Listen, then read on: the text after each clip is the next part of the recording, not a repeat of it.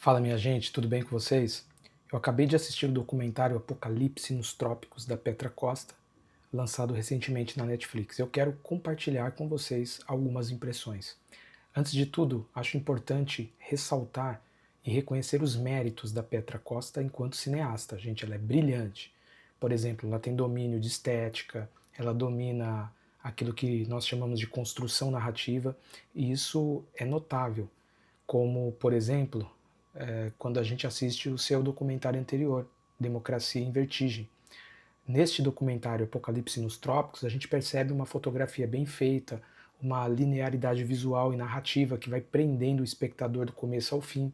Então os méritos técnicos são muito bons, mas em termos de conteúdo, o documentário é muito superficial, é muito fraco, é panfletário, porque apresenta uma narrativa que opõe um vilão e um salvador da pátria. Bolsonaro aparece como o grande vilão e Lula, no final, quase como que do nada aparece como o grande redentor. E essa dicotomia, ela empobrece o debate e reduz a complexidade política a uma simples caricatura. Outro ponto fraco do filme é a forma como os evangélicos são retratados. A Petra ela constrói uma imagem caricata, quase infantilizada do segmento evangélico. Por exemplo, numa das cenas aparece uma mulher negra, pobre, pentecostal da periferia, e aí ela diz que, apesar de acreditar que Lula tinha boas ideias para o Brasil, ela não votaria em Lula porque a igreja dela não aprovava.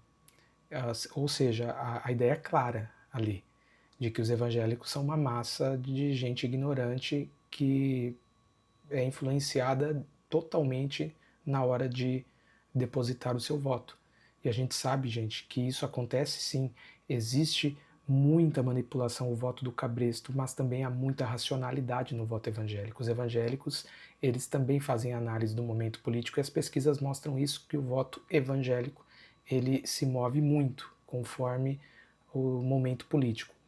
Uma outra questão que eu acho que é um ponto fraco do filme é o modo como o Silas Malafaia aparece. Ele aparece como um homem que dita as regras no mundo evangélico e que, ao ditar as regras, também consegue influenciar o jogo político diretamente.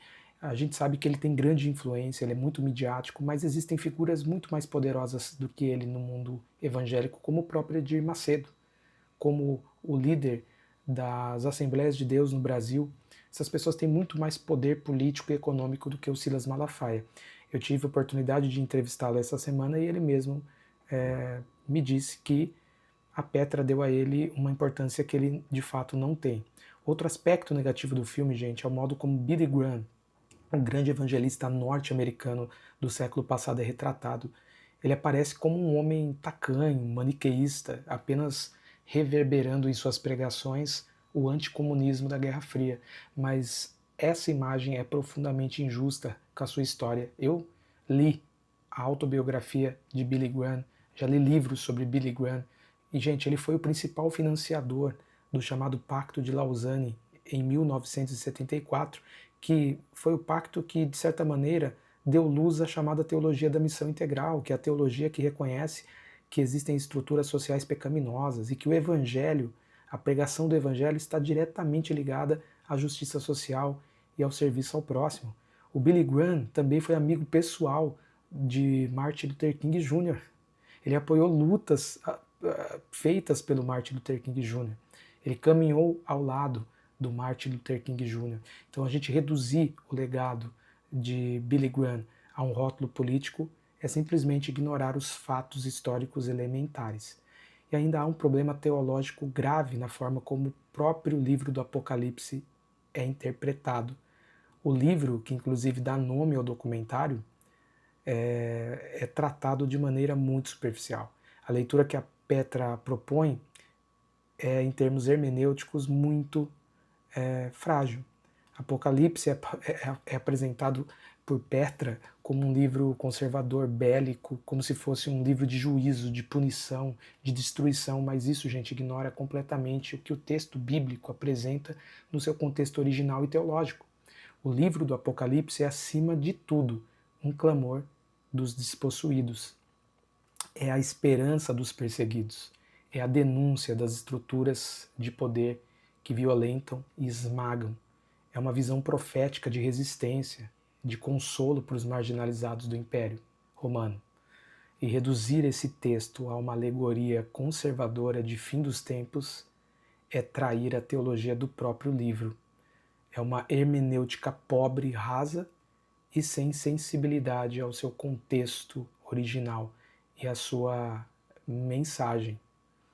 E por fim, gente, talvez o ponto mais forçado do filme é o modo como a Petra consegue, de uma maneira ou de outra, inserir Lula e o PT como uma peça final do quebra-cabeça. Então o filme sugere que eles foram vítimas de uma grande perseguição política e que eram inocentes e que foram depois absolvidos. Mas, gente, isso ignora completamente as nuances dessa história. Os casos de corrupção envolvendo o PT, as condenações, os escândalos que marcaram o período, o mensalão, o petrolão.